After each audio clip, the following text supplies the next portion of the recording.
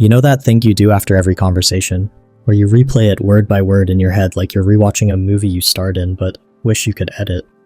Why did I say that? Did they think I was weird? What did they really mean when they paused before answering? And it doesn't matter if it was your best friend, a stranger at the coffee shop, or your boss. Your brain turns every single interaction into a forensic investigation. You dissect tone, analyze facial expressions, and create entire conspiracy theories about a 2-minute chat. But here's what's really happening. You're not just replaying conversations, you're torturing yourself with a highlight reel of everything you think you did wrong. And it's stealing your peace, one imaginary judgment at a time. See, most people think conversation replay is just overthinking, but it's actually something much deeper. It's your nervous system trying to solve a puzzle that was never meant to be solved. Because here's the thing, when you replay conversations, you're not really trying to understand what happened. You're trying to control what people think of you retroactively. Your brain has convinced itself that if you can just analyze the interaction enough, decode every microexpression, figure out exactly what went wrong, then somehow you can prevent that feeling of social uncertainty from ever happening again. But that's not how humans work. Think about it. You spend more time analyzing a 5-minute conversation than you spent actually having it. You create entire narratives about what someone really meant based on absolutely nothing. They said sounds good instead of great, and suddenly your brain is writing a dissertation on why they secretly hate your idea. And the exhausting part? You do this with conversations that went perfectly fine. Someone could compliment your shirt and you'll spend the next hour wondering if they were being sarcastic. Your friend could laugh at your joke and you'll analyze whether it was a real laugh or a pity laugh. But here's what no one tells you about this mental loop. It's not actually about the conversations at all. It's about a deeper fear that you're constantly being evaluated, constantly being judged, constantly one wrong word away from rejection. So you replay conversations like you're studying for a test that already ended. You know what conversation replay actually steals from you? The present moment. While you're busy dissecting what happened 3 hours ago, you're completely missing what's happening right now.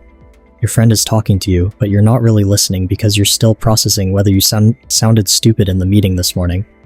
It's like living in a constant state of social hangover. Every interaction leaves you with this residue of doubt that follows you into the next conversation, making you more self-conscious, more filtered, more afraid to just be yourself. Because if you have to analyze every word after the fact, maybe it's safer to say less, share less, be less. And here's the really cruel part. The conversations you replay the most are usually the ones that mattered the least. You'll obsess over a random comment to a cashier while completely forgetting a beautiful moment with someone you love. Your brain has trained itself to scan for problems, not to savor connection. Think about how much mental energy you've burned trying to mind read people who probably forgot the conversation 5 minutes after it ended. While you're lying in bed at 2 a.m. wondering what your coworker meant when they said "we'll see," they're sleeping peacefully because it literally meant nothing deeper than "we'll see." But the conversation replay doesn't just steal your present, it distorts your past. You take neutral interactions and paint them with anxiety. You take normal human pauses and turn them into evidence that you're socially defective. You're not remembering what actually happened. You're remembering your fear of what might have happened. Here's the truth about why you replay conversations. You learned somewhere along the way that being liked was more important than being yourself. Maybe it was growing up in a house where every word was scrutinized. Maybe it was school where saying the wrong thing meant social exile. Or maybe it was just absorbing the message that you needed to earn your place in every room you entered. So now your brain treats every conversation like a performance review. Did I get it right? Did I say enough but not too much? Was I funny but not trying too hard? Was I confident but not arrogant? You're trying to thread an impossible needle of being perfectly acceptable to everyone. But here's what happens when you live like this. You stop having real conversations. Because real conversations require you to be spontaneous, to say things without knowing exactly how they'll land. To trust that genuine connection matters more than perfect delivery.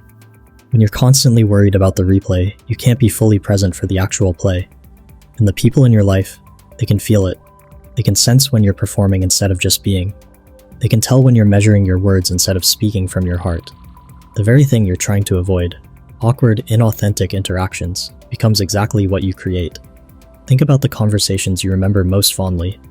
Were they the ones where every word was carefully calculated? Or were they the messy, spontaneous, real moments where you forgot to monitor yourself?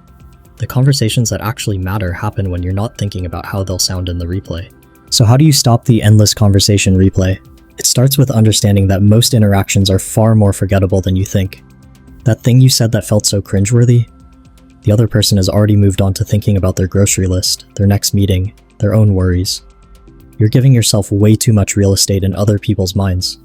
Most people are too busy dealing with their own insecurities to spend hours analyzing your word choices. They're probably replaying their own conversations, wondering what you thought of them. But the real shift happens when you stop trying to control the uncontrollable. You cannot manage other people's opinions of you by replaying conversations. You cannot think your way into social perfection. You cannot analyze yourself into being universally liked. What you can do is start trusting that you're allowed to be human in conversations.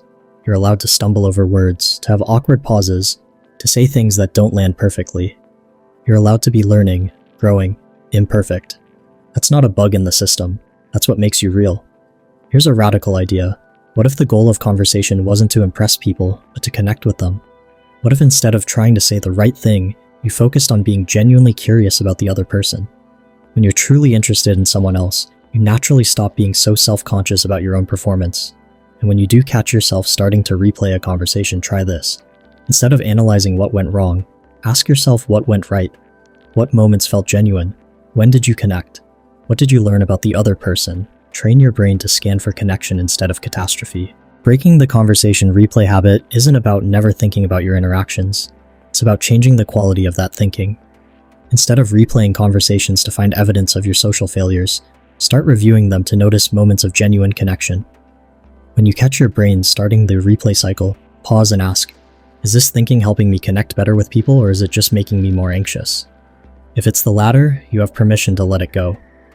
Not every social interaction needs to be dissected like it's going to be on the final exam. Start practicing what I call conversational presence. Before you enter any interaction, take a breath and set an intention. I'm going to focus on really hearing this person instead of monitoring myself. When you're genuinely engaged with someone else, there's no mental space left for the performance anxiety that leads to replay. And here's something that might sound counterintuitive. Start having more conversations, not fewer. The replay habit gets worse when every interaction feels high stakes because you don't have many of them. When you talk to more people more often, individual conversations start feeling less loaded with meaning. Practice letting conversations end without needing to analyze them. Walk away and immediately shift your attention to something else. Music, nature, a task that requires focus. Don't give your brain the opportunity to start the replay cycle. It's like changing the channel before a show you don't want to watch begins. There's this incredible lightness that comes when you stop carrying the weight of every conversation you've ever had. When you realize that you don't need to be perfect to be worthy of connection.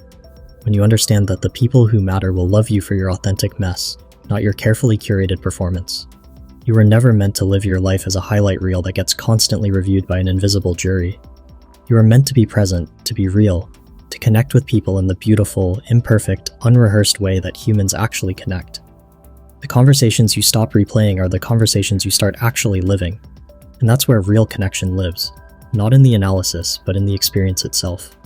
So if this resonates with you, if you're ready to stop the endless replay and start actually living your conversations, comment below with just 2 words. Stop replaying. Not because you'll never think about interactions again, but because you're choosing presence over performance. And if you want more content about breaking free from the mental loops that keep you stuck, don't forget to subscribe. Your peace of mind is worth protecting, and I'll be right here helping you find it.